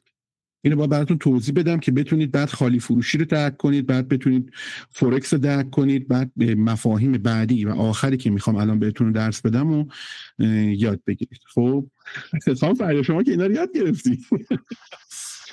سلام استاد. ارادت دارم جانم. خوبی؟ مخلصم. امیر صداش خیلی آشناست. بله امیرم. نه امیر چطوری؟ خوبی؟ آقا خیلی من از الان گشنمه آجی. امیر بچه فردا شیراز با هم نهار بریم بیرون. با اتوبوس اومدی؟ آفه بیا. اگه میاد که بیام دنبالت به خدا. نه قربون تو ان شاء الله فردا زور با تو تماس بگیرم بیام خدمت. باشه بریم یه کلم پلو مشتی میزنیم. بحث مدیریت ریسک، بحث ریسک و مدیریت ریسک. یه توضیح کامل تو کلاس خودتون هست ولی خب اینجا دارم بچه‌ها اینا رو خوندیم میدونیم آره میدونیم چیه. نه درس ندادم. چی خوندی؟ نه بازار استقراضی رو میگم. آها آره اینا رو گفتیم دیگه تو کلاس 3 حالا یادم افتاد. خب پس شما هم هیچی نگید بچه. خب بذار برای بچه‌ای که تازگی داره یا بعد تو یوتیوب میبینن بتونن استفاده کنن. خب آقا ما یه علی خدایی داریم. خب این داره میره تو بازار طلا معامله میکنه. اوکی میره تو بازار طلا معامله میکنه. خیلی هم آقا مثلا تحلیلگر خفنیه. مثلا چشک بزنیم مثلا آقا اینجا فروخته 2 ماه میشینه منتظر تا بخره. دوباره چه کار میکنه؟ اینجا خریدشو این محدوده خریدشو انجام میده میره بالاتر میفروشه. خب دوباره که مثلا بیاد پایینتر این دوباره بخره. پس علی آقا فقط میتونه توی خرید مشارکت داشته باشه. اوکی. یه آقایی هم هست این اصلا طلا رو گذاشته برای 10 سال 20 سال دیگه انبار کرده. این نوسانات کوتاه مدت هم هیچ اهمیتی براش نداره. خب حالا میگه که چرا من این طلایی که گذاشتم یه نونی هم از توش در نیارم؟ خب میاد میگه علی آقا، میگه بله. میگه داداشم بیا اینجا. علی هم میره پیشش میگه که آقا جون من اگر بخوای بهت طلا قرض میدم. خب مثلا طلا شده چه میدونم 8 میلیون. خب تو 1 کیلو طلا بهت مثلا قرض میدم. این 1 کیلو طلا رو خب من کار ندارم تو اگه خواستی میفروشی. خب هر وقت خواستی میخری به من تحویل میدی. آره خبر مال عصر خانم تانیا. خب یعنی چی خانم تانیا؟ اینا در شما بگم ها. چون کم سویچ کنم و لحجه شیرازی ها داری میزنی خدا بگم چیکارتون نکنم. خب این 8 تومن. خب میگه آقا جان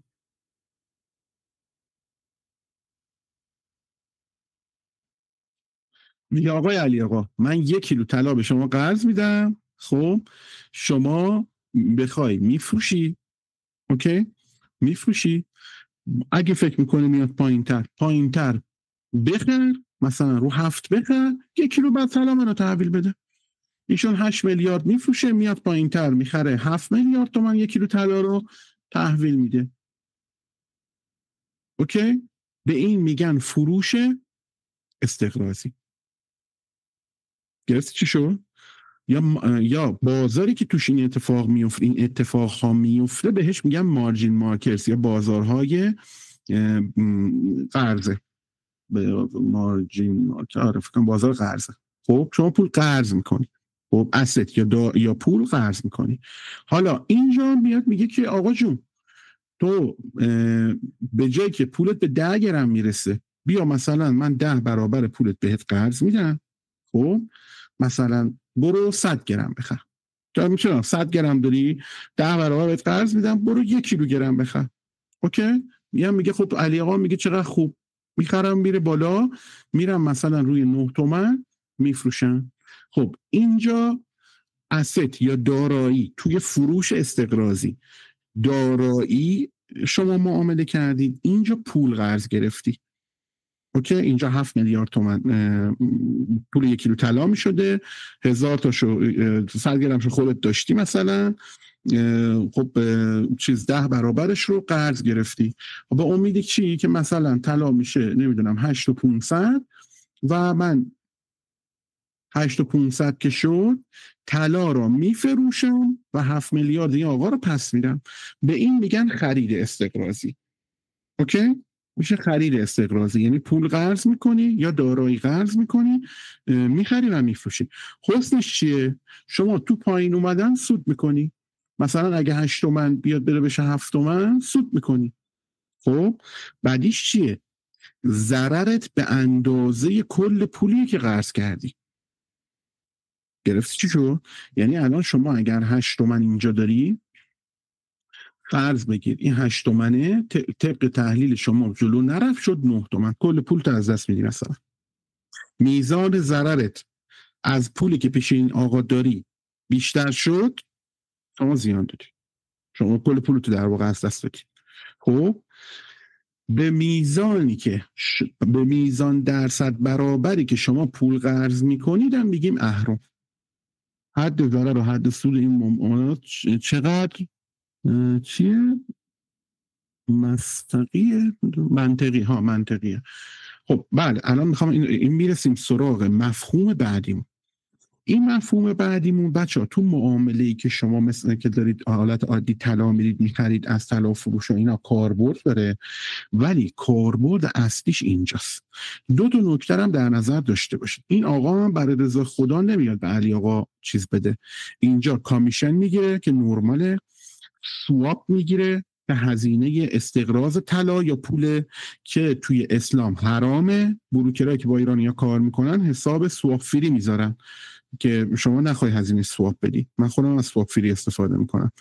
تایم مهمتره. بله اونم مثلا توی فورکس که من کار میکنم زمانی که به شما میده، مثلا بروکری که من کار میکنم 33 روزه، تا 33 روز سواپ به تعلق نمیگیره، ولی بعد 33 روز یه سواپی بهت میزنن که اصلا هیکلت جا بیاد. حالا سواپ چجوریه؟ مثلا میگه آقا شما 1 کیلو طلا فروختی، خب 1 کیلو طلا مثلا قرض گرفتی، این 1 کیلو طلا مثلا شده 8 میلیارد تومان، ما 1 سال این دستت باشه 10% ازت میگیریم، 800 میلیون تومان. حالا این 800 میلیون تومان رو میان تقسیم بر 365 میکنن، میگه که آقا این طلایی که دست شما بوده 10 روز دستت بوده، 10 تا از این 365 باید بدی. این بهش میگن هزینه سواپ. 3-4 تا هزینه دیگه هم دارید، ولی مجموعه اینا از پولتون بیشتر شد، پولتون رفته. حالا این به درد کی میخوره؟ یا مثلا اینجوری نیست که شما تمک استاد یه نفر میگفت تایم توی تحلیل معنا داره، توی سیگنال معنا نداره. توی سیگنال معنا نداره. خب درست میگه، آره سیگنال معنا نداره. ما شما مثلا اینکه بگی مثلا من میخرم تا 3 روز بعد نگهشته بفروشید، البته این تخصص خانم چیزها، ولی مثلا تو مدلی که من تحلیل میکنم نه، معنی نه، بازار باید یه کاری بکنه تا من بخرم یا بفروشم. خب حالا این بحث بچه کسی بوده متوجه نشه که فرق خرید و فروش استقراضی چیه و بازار اهرمی چیه؟ بله استاد، من متوجه نشدی همین؟ فرق صبح توضیح میکنم با کلم پل شیرازی توضیح میکنم. فردا کلاس داریم راستی. فردا کلاس داریم، از کلاس و شب کلاس. فردا پنجشنبه است، چرا تایید میکنید؟ فردا پنجشنبه است، فکر کنم شنبه است. فردا جمعه است. استاد در فردا شنبه است. فردا شنبه است گفتم بابا، فردا شنبه است. آقا نکن پرام، خیلی کارای میکنی یا یه سوال خانم تانیا پرسیدن من ببینم چی بود استاد برای فیزیکی چطور میشه. خب ببینید نگاه کنید، من بچه‌ای که دیدم اینا دارن میرن، خب مثلا با یه طلا فروشی صحبت میکنه، دیگه آقا مثلا دیگه 10 برابر پول منو مثلا برام چیز کن، من میخوام 1 کیلو پول بذارم برای 10 کیلو، یا ابوالفضل خانم تانیا رو بگیرید این با قیمتش اومد. خانم دکتر شما دندون طلا فروش هم میکشی آخر ها. استاد بعد یه سوال من دارم. بفهم جونم امید جون، بگو تو من برم سوال مفهوم بعدی. تو فراز استاد این زمانه نمیده، مثلا تو فراز اصلا تایمی بازار که بسته میشه کلا حساب چه با سود چه با ضرر بسته میشه، اصلا چه حدی ضرر بخوری چه نخوری موقع که مثلا بازار بسته میشه کل حساب میبنده. یه بازار دیگه پیدا کنی، یه بازار دیگه پیدا کنی، مهم نیست یه جای دیگر پیدا کن. حالا این میشه. ببین نگاه اصلا ببین یه بروکر اصلا، حالا با یه جلسه مثلا یه ورکشاپ هم مثلا قول دادم به بچه‌ها بذارم برای بازار فارکس، خب امید، ولی بروکر باید یه سری مشخصات داشته باشه. من بروکری که برای من حد ضرر و حد سودمو نگه نداره، سر تایم مثلا اوپن بازار بعدی همه رو بخواد دوباره ریست کنه، اصلا من اصلا باش کار نمی‌کنم. به درد همون مدلی که با علی کار میکنید، های فریکوئنتلی، یعنی تایم یه دقیقه معاملات سریع میخوره. خب مدل من نیست. من این مدلی هم که دوست دارم بخرم، برم بشینم با امید جوج بزنم، برم تعریف کنم تو گروه، نمیتونم. من واقعا من روانی میشم بخوام دائم زل بزنم به چارت، میریزم به هم. من اینجوریم. ولی مثلا علی تواناییشو داره، ماشاءالله باریکلا. خب معنیش نیست که کار من درسته یا کار اون درسته، یا کار من اشتباهه یا کار اون اشتباهه. بستگی به خودمون داره، شرایط خودمون داره، روحیات خودمون رو داره، ریسک پذیریمون داره، سرمایه خیلی شرایط داره. استاد از زندان براتون کامنت میذارم به زودی. بله من کمپوت بگید چی دوست دارید، با امید و بچه‌ها با خانم مرمر و اینا میام یادت ان شاءالله. خب حالا بچه‌ها من اینا رو گفتم که بدونید معنی خالی فروشی چیه، بدونید مارجین مارکت چیه، بدونید روالش تو دنیا چه جوریه. الان طلا فروشی‌هایی که مثلا دارن توی ایران این کارو انجام میدن، خب هستن تلفنیک ولی کارشون غیر قانونیه. اینو بدونید. اینا بعداً یقه گیر میشه. آره بابا مگه طلا فروشی مجوز بروکر داره میاد برای مردم مثلا حد ضرر بذاره و اینا عقد نوشتن براشون. از ایرانیان است و بس همینی که هست. نه این سراغشون میره، اداره مالیات سراغشون میره. داری میکشید جونم بفرمایید. برای طلا فروش هم اینجوری فکر نمی کنم باشه که 1 سال مهلت بدن. نهایتا 1 هفته مهلت میدن که مثلا تو باید انقدر قهار باشی که تو این 1 هفته معاملت رو با سود ببندی. یعنی من الان خودم علاوه بر اون بازم غیر قانونیه دیگه، فرقی نمیکنه. بازم غیر قانونی پولی که رد میشه. نگاه میدونی من آخه شما این کار میخواید بکنید، شما نمیدونم اگه مثلا خودتون آموزش درست حسابی دیده باشید میتونید مثلا این کار انجام بدید. برید مثلا چیز بذارید، مثلا توی فورکس با استاپ بذارید راحت. من مثلا برای نوسانگیری روزانه خیلی بده نوسانگیری روزانه. سود اصلی رو نمیتونید بگیرید. میدونی سود اصلی نمیشه کپچر کرد، سخته. این نظر من البته تجربه من شد. مثلا برای یکی نگاه کنید مثلا شاید شما خیلی باش حال کنی، میدونی چی میگم، به من نمیخوره، من نمیتونم، من شخصیت من اینجوریه. مثلا پرها این مدلیه، مثلا تایم فریم پایین راحت تر میتونه کار کنه تا من. میدونی چی میگم، مثلا تعلیق بیام تایم فریم پایین خراب میکنه، دست به ضررش خوبه. آره.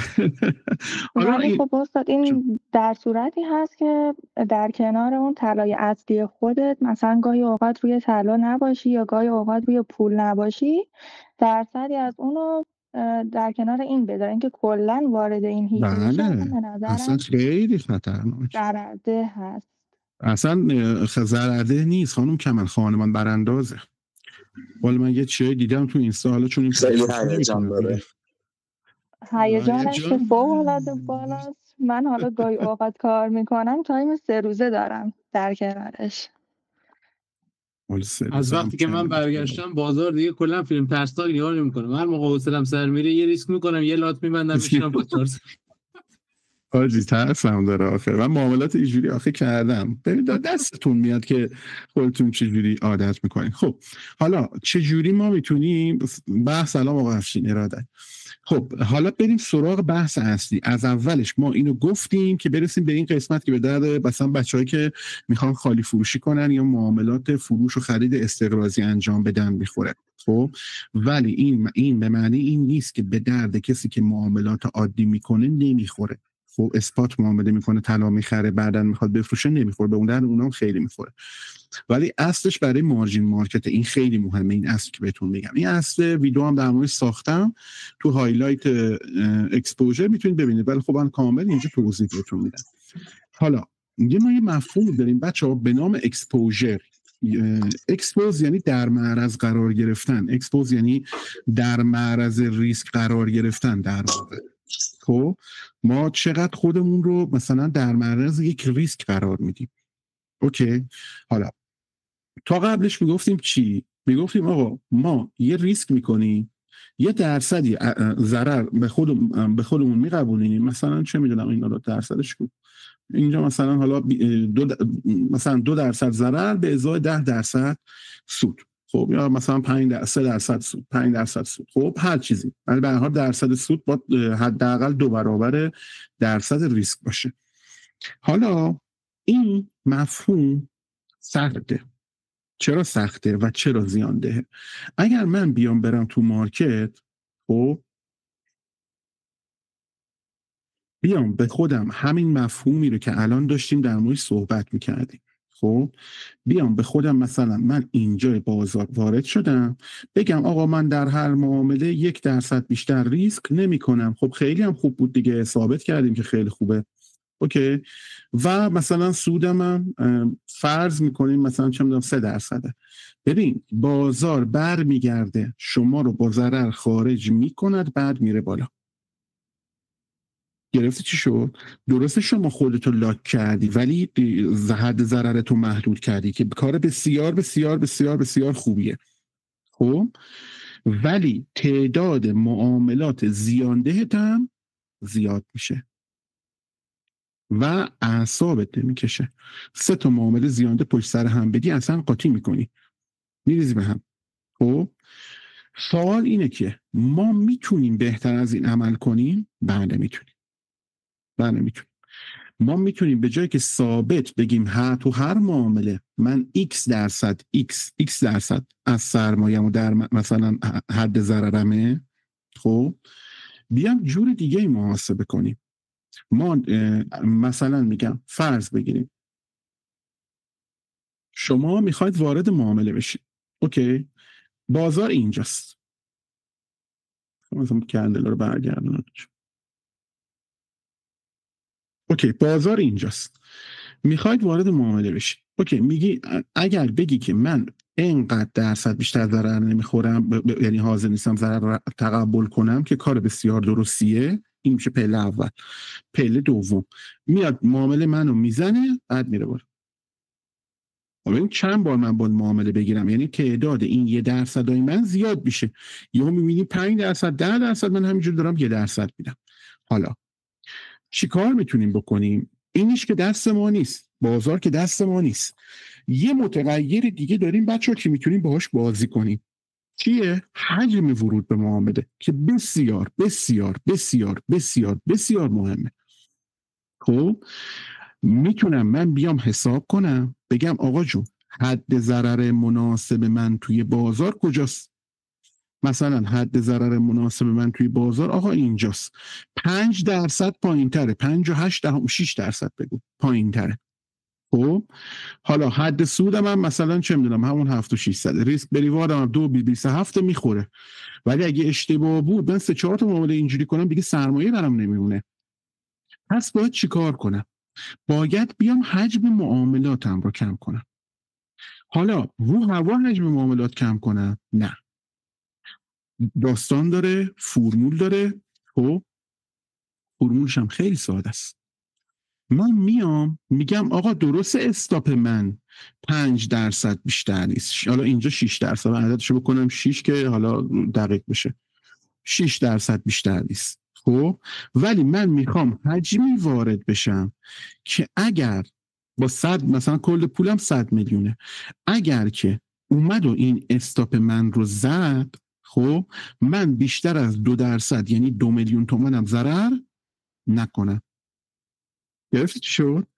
یعنی به جایی که با 100 میلیون وارد بشم 6 میلیون تومن ریسک قبول کنم، میام با حجمی وارد میشم خب که اگر ضرر خوردم 2 میلیون تومن بیشتر ضرر نکنم. و اون فرمولش چی میشه؟ خیلی راحته. میام میگم که این 2%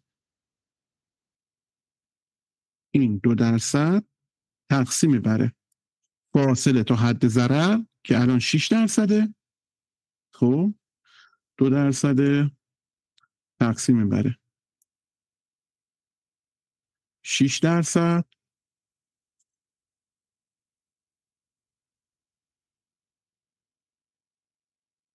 اوکی؟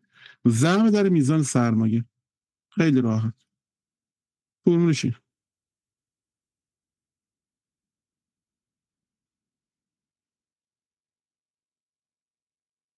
ضرب در سرمایه.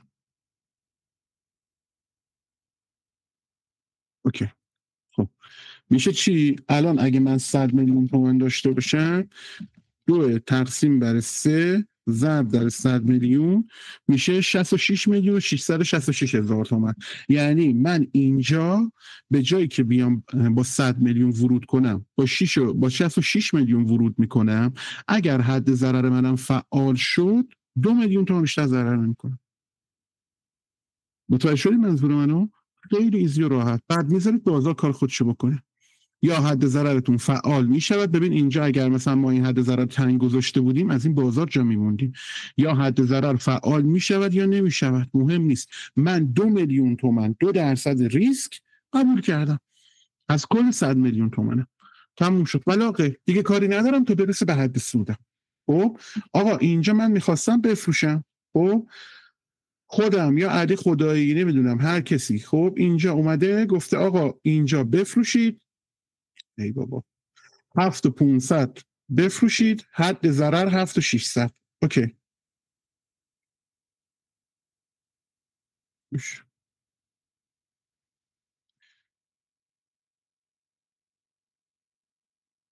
تارگت کجا؟ مثلا 700 فکر کنم اول گفتیم تا 700 ممکنه پایین بیاد، بعد خیلی پایین تر اومد. گفتیم تارگت اول 700، ریسک به ریوارد 3 2.95. خب من چقدر از داراییم رو بفروشم؟ الان مثلا دارایی من اینجا که من فروختم چقدر رشد کرده؟ مثلا کجا بود ورود کردیم؟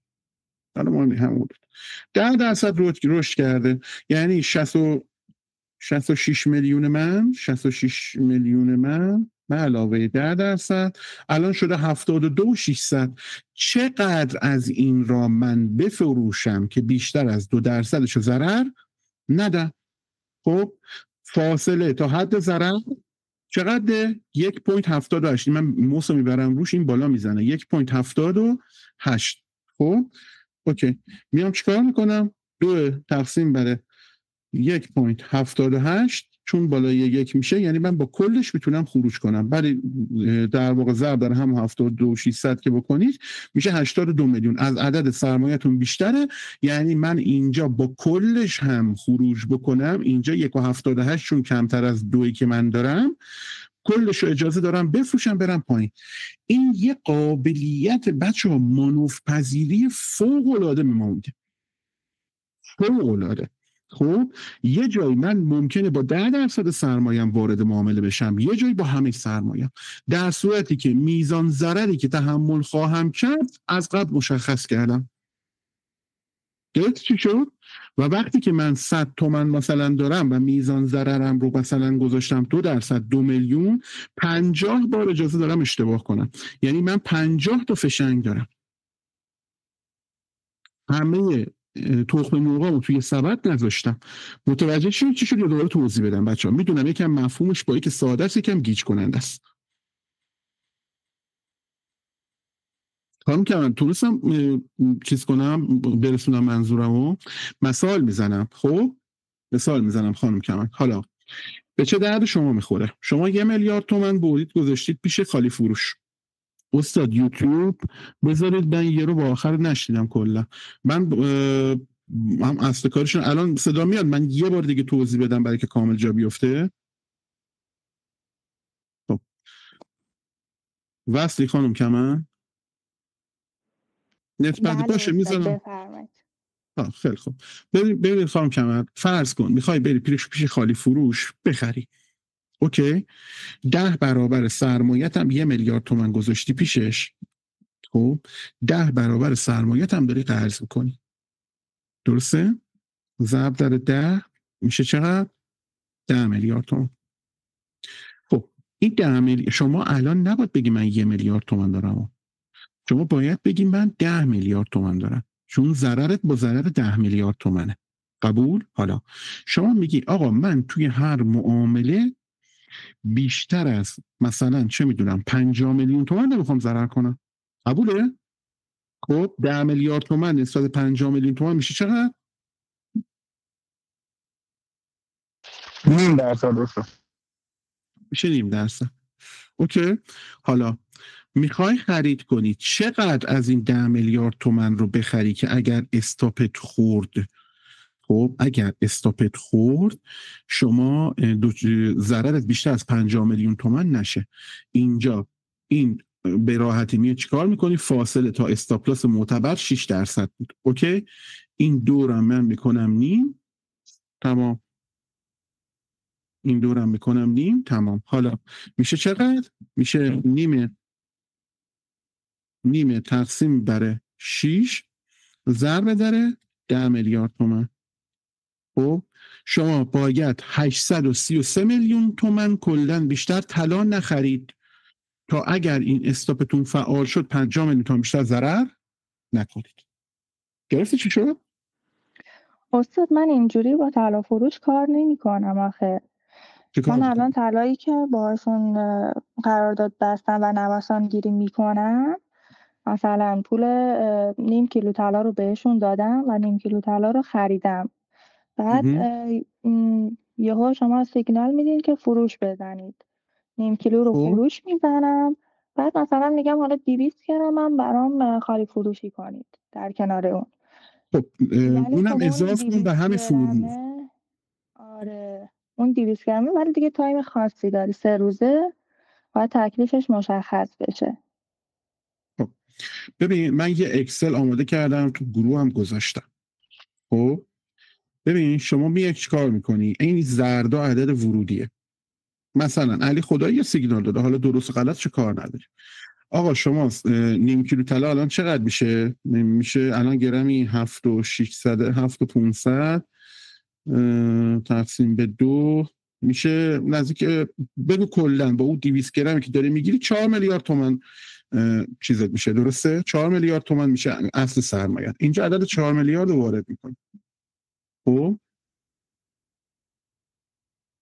یه صفر کم داری، این یه صفر دیگه. خب حالا آقای علی آقای خدایی در اومده روی نمودار گفته آقا جون مثلا آخرین سیگنال خریدی که دادیم کجا بود؟ نمیدونم والا کدومش بود یادم نیست دیگه. درگیر ددی محترم بودیم نمیدونستم. خب ببینید مثلا ما یه سیگنال مثلا گفتیم آقا بریک کنه بخرید 74 73. اوکی، به قصد چقدر؟ 74 73 به قصد 7900 من گفتم، حالا همون 7800 رو میذاریم. ریسک به ریوارد 3 به ریسکش میارزه. اوکی خب فاصله تا حد ضرر چقدره؟ 1.40. حالا چقدر خریدی؟ قیمتی که خرید کردی چقدر بوده؟ 7480. اوکی اینجا من وارد میکنم قیمت ورود بازار 7480 7,480,000 تومان. اوکی و یه دونه صفر اضافه داشتم. خب به چه قصدی؟ قیمت حد ضرر انتخابی. حد ضرر اون موقع گذاشتیم چقدر؟ مثلا 73 75 73 75 اوکی. حالا میزان نه این حد او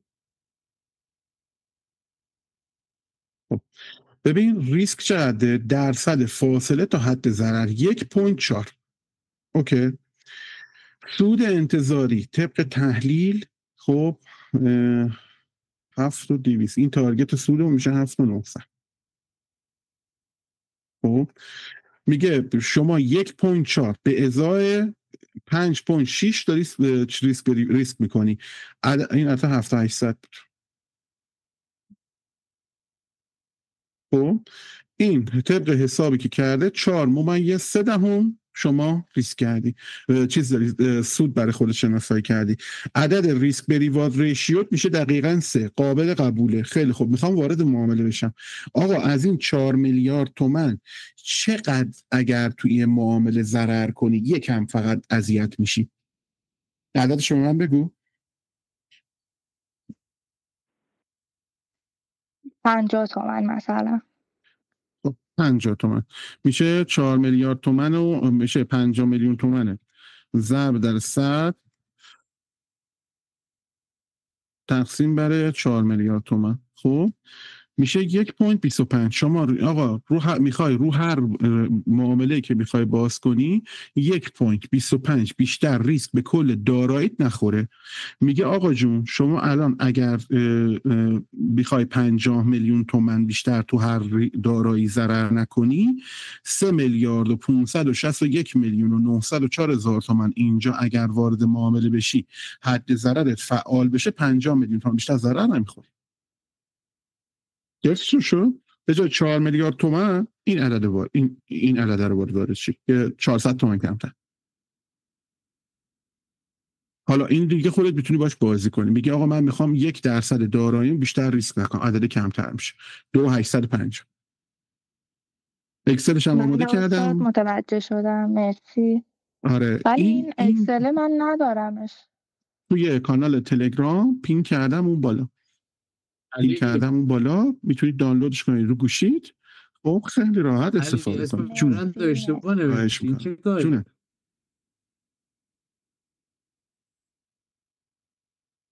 ایرانیان نه اونجا نه، بالا به محاسبه پوزیشن سیگنال ایرانیان اصلا درست نشدی. خب آقا متوجه شدید بچه اکسل چی کار میکنه براتون؟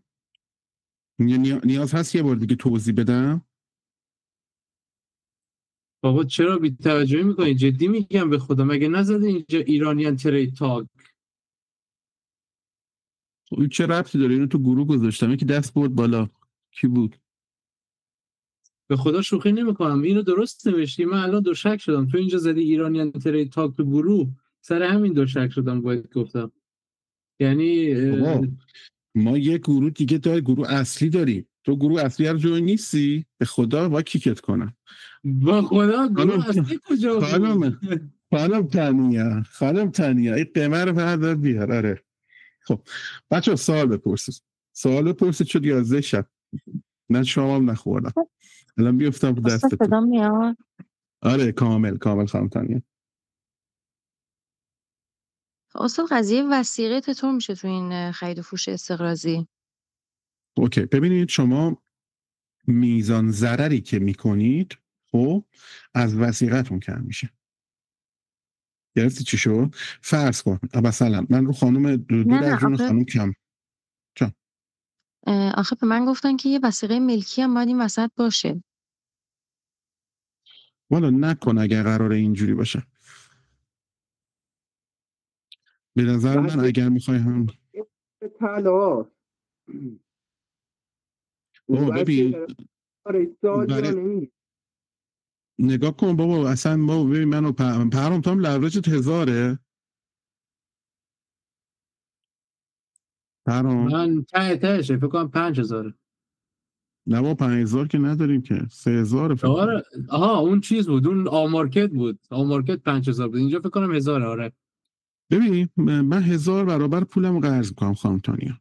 خب براتون یه بار تو اینو یادم رفت توضیح بدم چرا این استفاده رو من از این میکنم. ببینید پولی رو که ندارم من نمیرم قرض کنم. من اگه بخوام برم $10,000 طلا بخرم خب میام $10 میدم $10,000 میگیرم خب 9990 تاشو میبرم جای دیگه سرمایه گذاری میکنم. گفتین استاد میبرین تو بازارهای موازی. آره میرم تو بازارهای دیگه، حتی میذارمش تو بانک سودش میخوام 40 دست بروکر باشه تو جیب خودم باشه. خب یعنی با لورج بازی میکنم که نخوام سرمایه زیادی رو تو بروکر بزنم. بس که پولمو خوردم توی بروکرها، بس که پولمو خوردم. دلیلش اینه. خب ولی این که شما بری وثیقه ملکی بخوای بذاری بری همچی کاری بکنی، به نظر من نهایتش با همون 1 کیلو کار کن با لورج چیز 1 به 1، خیلی هم استرسش کمتر.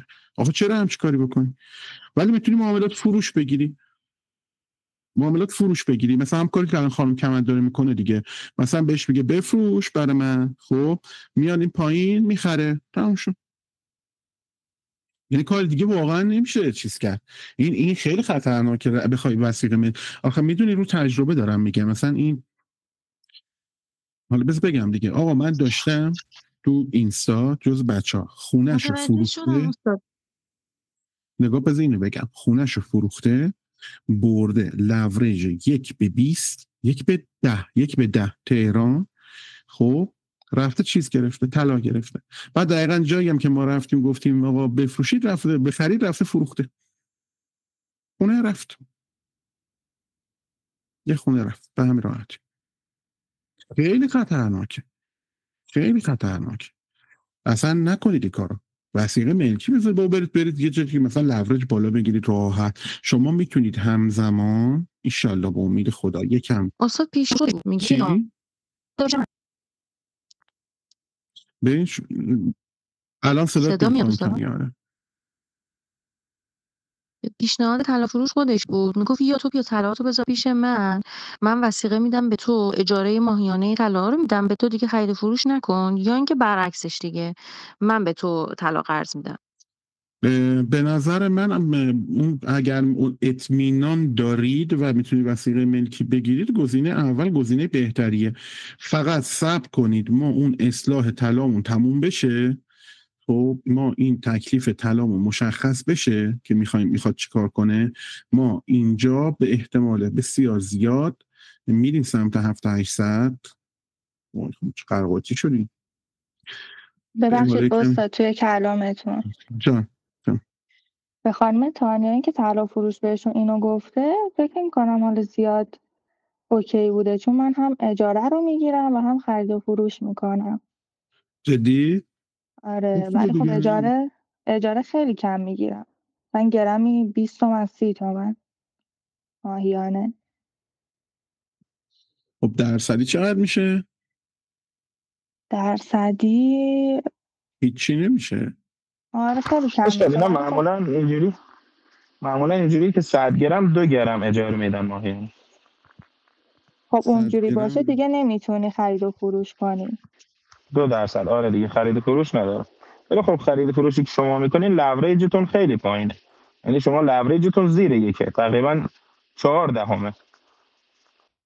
آره دیگه. خب خانم کمند منو وصل کنین به طرف فروشتون.